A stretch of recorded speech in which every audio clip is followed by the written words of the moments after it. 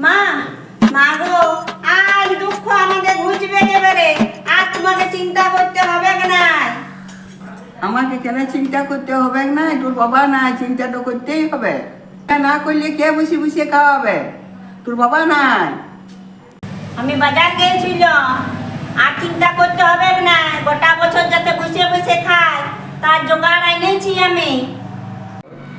এগো বৌমা, এগো বৌমা, আর তুমি এই জিনিসটা জানো গোটা জীবন তো বসে খাওয়া যাবে? বুঝা কি বললিও? বুঝা কি বললো তোমাকে? আমি জানি না মা, আপনি দেখুন আপনার ছেলেকে জিজ্ঞেস করে। আচ্ছা, এই দেখো, বসে বসে খাবে গোটা জীবন। এগো বৌমা, হা দেখো গোটা জীবন তো বসে বসে খাবে আনিয়ে দিয়েছে।